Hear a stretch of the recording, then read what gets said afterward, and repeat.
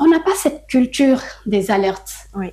Par exemple, ailleurs, les gens prennent très au sérieux la prévention de la météo. Et tu vas voir, même le matin avant de sortir, il faut qu'ils ils vont consulter pour savoir est-ce que le temps est bon, est-ce que je peux sortir, est-ce qu'il n'y aura pas de danger, il n'y aura pas des orages. Chers téléspectateurs et téléspectatrices de guinématin.com, bonjour et bienvenue dans ce numéro de Entre nous, on en parle.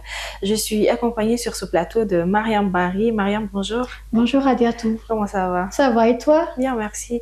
Donc Mariam, aujourd'hui, nous allons plutôt parler du manque de vigilance en cette période de grande pluie dans notre pays. Comme nous avons remarqué qu'en chaque année, on est confronté à des situations vraiment dangereuses. Il y a les mêmes images qui reviennent. Nous faisons face à des routes débordés, beaucoup de quartiers inondés, des véhicules emportés par les eaux, mais aussi des pertes en vie humaine. Donc, nous nous sommes intéressés un peu à savoir vraiment l'origine de cette situation, si réellement c'est un manque de vigilance ou bien une négligence des citoyens. Mesdames et messieurs, comme vous l'aurez aussi remarqué, en cette période de grande pluie dans notre pays, nous sommes vraiment confrontés à voir certaines routes vraiment impraticables ou des quartiers, comme je l'ai dit tantôt, inondés de partout et des vies humaines mises en danger. Malgré les alertes et les recommandations, certains usagers continuent de les emprunter.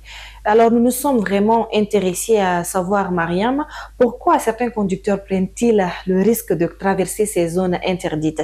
Est-ce réellement par manque d'informations ou simplement par habitude ou parce que la nécessité de se déplacer leur pousse à affronter ce danger?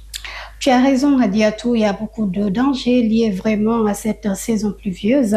Nous voyons tous les jours ici des conducteurs qui pensent parfois maîtriser la situation ou qui certaines sous-estiment même la force des eaux, des ruissellements. Pourtant, une route qui semble simplement recouverte d'eau peut se révéler vraiment dangereuse. Ça peut cacher des dangers. Voilà, ça peut cacher des dangers. Par exemple, on peut y trouver un courant d'eau puissant. On peut aussi trouver un trou ou un affaissement de la chaussée. À cela, quelques minutes d'imprudence peut vraiment conduire causer un drame. Une situation vraiment inévitable. C'est ça. Voilà. Alors, Mariam, derrière chaque prise de risque, il n'y a pas seulement que la vie du conducteur qui est en danger. Parce que si c'est un taxi, par exemple, il est avec des passagers. Ces passagers-là sont aussi impliqués dans cette situation. C'est vrai. Il y a aussi les usagers de la route qui sont aussi impliqués dedans. Voilà, mais aussi les intervenants, par exemple les agents d'intervention en cas de danger aussi sont confrontés à vraiment intervenir à des situations, à vraiment des conditions vraiment difficiles et ça peut être un cas difficile pour tout le monde, pas seulement pour les conducteurs, mais aussi, en tout cas c'est un cas général, ça peut mettre tout le monde en danger et tout le monde peut être exposé à un risque inévitable. Vraiment, oui, bien sûr, des accidents, comment dire, enregistrés par-ci, par-là. Dans la capitale, tout comme à l'intérieur du pays, c'est vraiment dangereux. Il faut vraiment inviter aux conducteurs et même aux usagers de la route. Voilà. Parce que en guise d'exemple, j'aurais appris qu'un petit a été emporté par les eaux de ruissellement. Et apparemment, c'était pas lui qui était exposé directement parce que selon les informations, il aurait été là en train d'aider une personne qui était en danger ou qui aurait, je sais pas, perdu son manteau et ce petit, en voulant l'aider, il s'est lui-même sacrifié. Il a été emporté par les eaux. Donc, tu vois, tout le monde est exposé, même si c'est pas seulement la personne qui était à risque, ça peut être vraiment un cas de danger pour tout le monde, quoi. Bien sûr, même récemment, il y a eu 2 enfants, je crois, qui ont été emportés par les eaux à Sanoya, si je ne m'abuse. En tout cas, ces cas pareils sont enregistrés voilà, un peu partout. À chaque grande pluie, actuellement, nous sommes confrontés à des situations de danger. C'est vrai. Oui.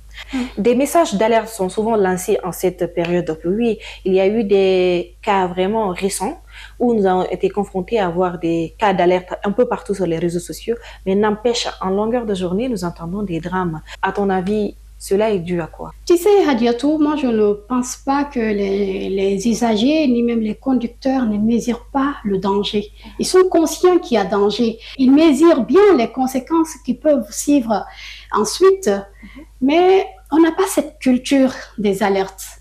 Par exemple, ailleurs, les gens prennent très au sérieux la prévention de la météo. Et tu vas voir, même le matin avant de sortir, il faut qu'ils Ils vont consulter, voilà, ils vont consulter pour savoir est-ce que le temps est bon, est-ce que je peux sortir, est-ce qu'il n'y aura pas de danger, il n'y aura pas des orages. Mais ce n'est pas notre cas ici. Tu peux être devant ta télé et que la météo passe, on dit, bon, demain, il y aura des orages à partir de telle ou telle heure ou des risques de tempête, mais personne ne va s'y intéresser. Bien sûr. Tu verras même une tata qui est assise derrière qui dit, ah, que des mensonges. Bien sûr, c'est le cas de la semaine dernière. J'avais vu circuler sur les réseaux sociaux l'annonce qui a été faite par la direction des météos. Là, il y avait beaucoup de gens qui ont partagé. Ah, nous attendons voir est-ce qu'il va vraiment pleuvoir. Voilà. Quand il a fait le premier jour de l'annonce, il n'a pas plu. Le deuxième jour, il a plu. Maintenant, les gens ont commencé. Ah, donc ils avaient raison. Tu vois tout ça? Nous doutons vraiment, quoi. C'est ici, quoi. C'est nos mentalités. La culture. Voilà. C'est la culture. Merci de me prêter le mot. C'est la culture. On n'a pas cette culture. Nous, on s'est dit que bon, c'est Dieu, quoi. On croit en Allah, donc on dit que c'est Dieu. S'il veut qu'il pleuve, il va pleuvoir. Et s'il veut arrêter la pluie, eh ben, la pluie va s'arrêter. C'est quoi ces conneries? Donc, c'est ce qui fait qu'on ne prête pas beaucoup d'attention à ces alertes. Donc, moi, je pense qu'il y a tout. La sensibilisation doit continuer. Mais elle doit être accompagnée par une prise de conscience individuelle. Parce que une alerte n'est utile que si elle est entendue et pratiquée. Et comprise aussi. C'est ça, et comprise. Bien sûr. Voilà, il faut aussi pratiquer ce qu'on entend. Les gens doivent comprendre que la pluie n'est pas l'ennemi des populations. Mais tu sais, face à des phénomènes qui sont de plus en plus violents, l'imprudence peut transformer un événement naturel en catastrophe. Donc, tu vois, les alertes, les conseils, les mesures de prévention existent pour une bonne raison. C'est pour protéger des vies. C'est évident, Mariam. Donc, en gros, pendant cette période de pluie, le meilleur réflexe, c'est de rester prudent. Et parfois, renoncer à emprunter une route qui a été vraiment annoncée comme étant dangereuse, ça peut quand même sauver des vies parce qu'en juste quelques heures, cette route peut être ton pire cauchemar et causer des drames.